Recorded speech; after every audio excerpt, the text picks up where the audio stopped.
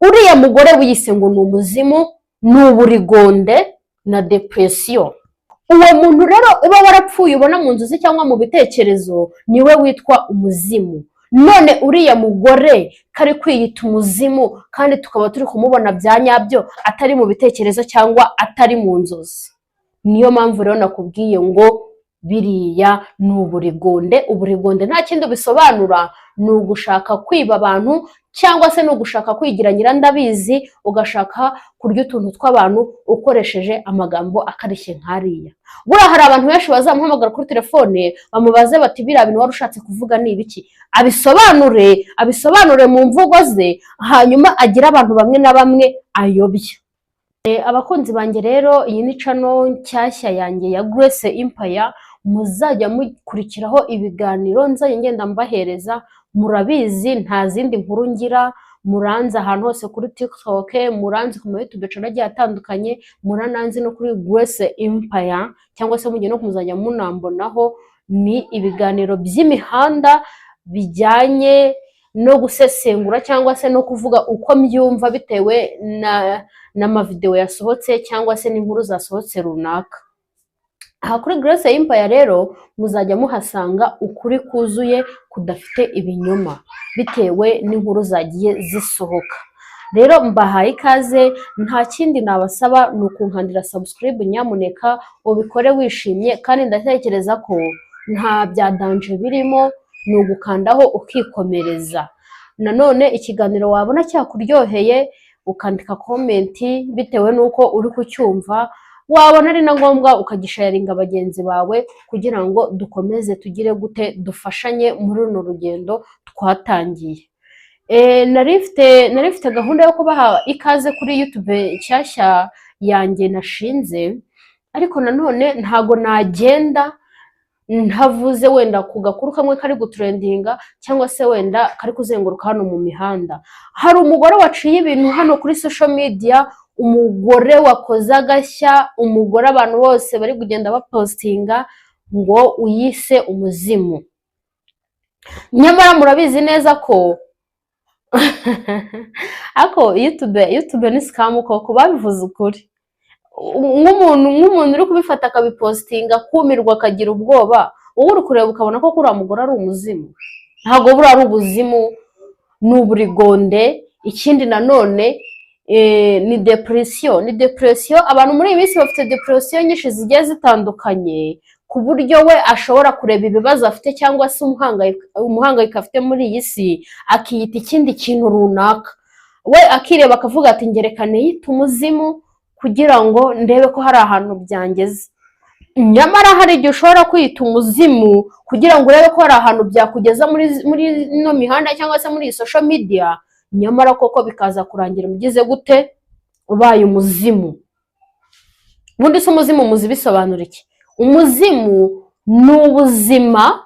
Iyo umuntu ari muzima aba ari muzima nyine. Iyo yavuye mu mubiri yitwa iki? Yitwa umuzima. Yitwa umuzimu kubera ko aba yavuye he? Aba yavuye mu mubiri, ntago aba akiri mu buzima, aba yabaye umuzimu. Hari igihe rero ushobora kuvuga ibintu cyangwa se ugakora ikintu kikaba cyagukurikirana, wowe ukavuga uti reka nkoresha no magambo ameze gutya na gutya.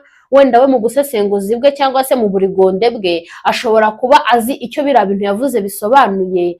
Ngira ngo mwumvishije ukuntu yagiye avuga mu ndimi, ziriya ndimi ziba zifite bentozo bazi kuzisobanura, kuko rwa rurimi nta n'ahantu nzi barwiga, nibo ubwabo baba bazi ukuntu bazisobanura. Ziriya ndimi rero yavugaga nibwo burigonde ndi kuvuga, yarangiza akagerekaho ngo ubu ndeba ndiki ndi umuzimu.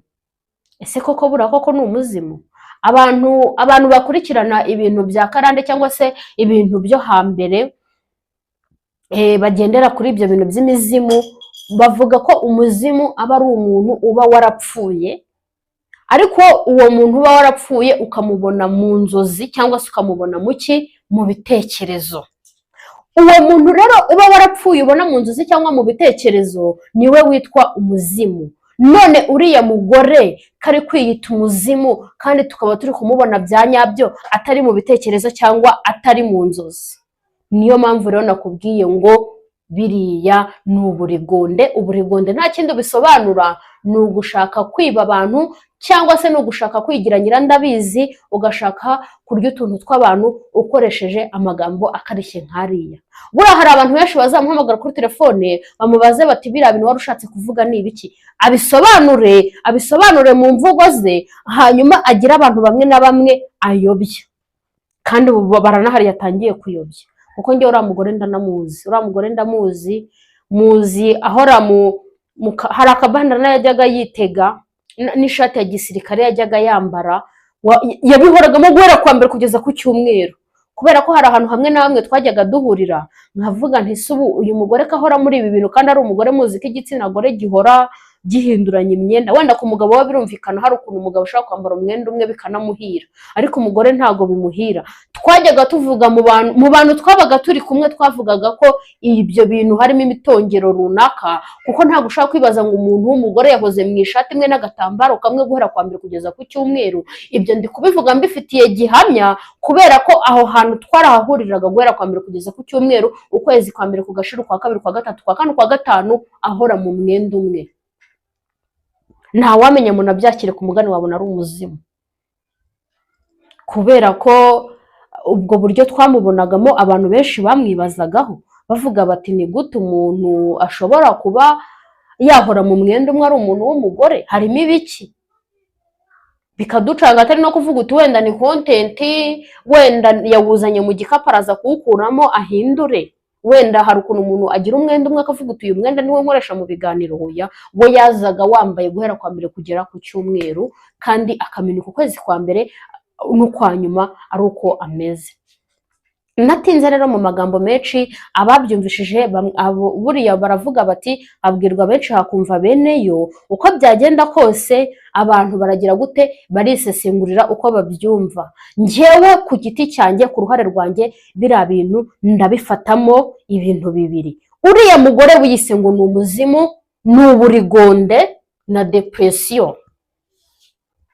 Abakunzi ba Grace Empire rero ndabashimiye cyane, kandi mukomeze gukanda subscribe nyamuneka. Ibiganiro nzajya nkomeza kugenda mbaha ni buri munsi, nta gutuza guhari. Muzajye mwisharinga bagenzi banyu, turebe ko hari aho twava ari naho twagera. Ndabakunda cyane. Iyi ni Grace Empire, uyu mwari muri kumwe ni Grace nk'ibisanzwe. Murakoze cyane. Ciao ciao.